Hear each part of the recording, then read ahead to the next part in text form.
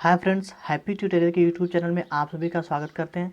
आज हम आप लोगों के लिए बीटीसी डीएलएड थर्ड सेमेस्टर के प्रथम प्रश्न पत्र शैक्षिक मूल्यांकन क्रियात्मक शोध एवं नवाचार के कुछ बहुविकल्पीय प्रश्न लेके आए हैं। अगर इससे पहले मैंने 40 प्रश्नों की एक वीडियो बनाई थी। अगर आपने उस वीडियो को अभी तक नहीं देखा है तो कार्नर में आई बटन में उसमें जाके आप देख सकते हैं, या फिर मैंने डिस्क्रिप्शन में उस वीडियो का लिंक डाला हुआ है, आप वहाँ से भी जाके देख सकते हैं। वीडियो स्टार्ट करने से पहले आपसे निवेदन है कि अगर आपने मेरे यूट्यूब चैनल को अभी तक सब्सक्राइब नहीं किया तो सब्सक्राइब कर लें और बेल आइकन को दबा लें, ताकि मैं कोई भी वीडियो अपलोड करूँ तो सबसे पहले आपको नोटिफिकेशन मिल जाए। आइए स्टार्ट करते हैं। बचाव निदान का उच्चतम स्तर, यह कथन किसका है? तो यह कथन है रास का। शैक्षिक क्षेत्र में क्रियात्मक अनुसंधान का प्रयोग किया जाता है, यह कथन किसका है? तो यह कथन स्टीफन व कोरे का है। कार्य क्षेत्र से संबंधित समस्या के कारणों को जानने व समस्या हेतु किया जाने वाला शोध कहलाता है क्रियात्मक शोध।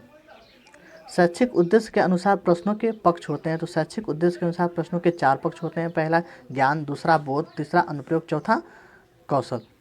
छात्रों के प्रारंभिक ज्ञान का मूल्यांकन किया जाता है। तो छात्रों के प्रारंभिक ज्ञान का मूल्यांकन मौखिक मूल्यांकन के द्वारा किया जाता है। मूल्यांकन निरंतर चलने वाली प्रक्रिया, यह कथन किसका है? तो यह कथन एनसीईआरटी का है। निम्नलिखित में से किसका संबंध मूल्यांकन के संज्ञानात्मक पक्ष से है? तो समझ का संबंध मूल्यांकन के संज्ञानात्मक पक्ष से है। निम्नलिखित में से किसका संबंध मूल्यांकन के भावनात्मक पक्ष से है? तो रुचियों का संबंध मूल्यांकन के भावनात्मक पक्ष से है। सतत और व्यापक मूल्यांकन की प्रक्रिया में मुख्यतः कितनी क्रियाएं होती हैं? तो 4 क्रियाएं होती हैं। क्रियात्मक शोध का तात्पर्य उस प्रक्रिया से है जिसके द्वारा अभ्यासकर्ता अपने निर्णय एवं क्रियाओं का मार्गदर्शन, संशोधन तथा अंकित करने के लिए अपनी समस्याओं का वैज्ञानिक ढंग से अध्ययन करता है। तो यह कथन है कोरे का। मूल्यांकन वह प्रक्रिया है जिसके द्वारा शिक्षक एवं छात्र यह निर्णय करते हैं कि बच्चे लक्ष्यों को प्राप्त किया जा रहा है या नहीं। तो यह कथन है क्रानबैक का। मापन कहलाता है, तो मापन मात्रात्मक कहलाता है होता है। व्यक्तित्व के सभी पक्षों का मूल्यांकन किया जाता है। तो व्यक्तित्व के सभी पक्षों का मूल्यांकन व्यापक मूल्यांकन के द्वारा किया जाता है। ज्ञान, बोध, अनुप्रयोग का संबंध मूल्यांकन के किस पक्ष से होता है? तो संज्ञानात्मक पक्ष से ज्ञान, बोध और अनुप्रयोग का संबंध होता है। सत्र के अंत में किया जाने वाला मूल्यांकन कहलाता है वार्षिक मूल्यांकन कहलाता है। प्रायोगिक मूल्यांकन होता है, तो प्रायोगिक मूल्यांकन विज्ञान, भूगोल व कृषि के क्षेत्र में होता है। उत्तम परीक्षण की विशेषता नहीं होती है, तो उत्तम परीक्षण की विशेषता कठोरता नहीं होती है। छात्रों की रुचियों, संवेगों और मनोवृत्तियों से संबंधित मूल्यांकन का पक्ष कहलाता है, तो मूल्यांकन का पक्ष कहलाता है भावनात्मक पक्ष। छात्रों के त्रुटियों का ज्ञान होने पर उन्हें दूर करने के लिए किया जाने वाला शिक्षण कहलाता है उपचारात्मक शिक्षण। व्यापक मूल्यांकन द्वारा मूल्यांकन किया जाता है, तो व्यापक मूल्यांकन के द्वारा व्यक्ति के सभी पक्षों का मूल्यांकन किया जाता है। मूल्यांकन का संज्ञानात्मक पक्ष कहलाता है, तो मूल्यांकन का संज्ञानात्मक पक्ष ज्ञान से, बोध से, अनुप्रयोग से अर्थात उपयुक्त सभी कहलाता है। सतत मूल्यांकन कहलाता है सत्र के अंत में किया जाने वाला मूल्यांकन, सत्र के मध्य में किया जाने वाला मूल्यांकन, नित्य प्रति किया जाने वाला मूल्यांकन अर्थात उपयुक्त सभी सतत मूल्यांकन कहलाता है। विज्ञान, भूगोल तथा कृषि के क्षेत्र में किया जाने वाला मूल्यांकन कहलाता है केवल मौखिक। विज्ञान, भूगोल तथा कृषि के विषय में होते हैं केवल मौखिक मूल्यांकन होते हैं। उत्तम परीक्षण की विशेषता है, उत्तम परीक्षण की विशेषता है वैधता, विश्वसनीयता, वस्तुनिष्ठता अर्थात उपयुक्त सभी उत्तम परीक्षण की विशेषता है। रचनात्मक मूल्यांकन में किया जाता है, तो रचनात्मक मूल्यांकन में बच्चों के समग्र ज्ञान का मूल्यांकन किया जाता है।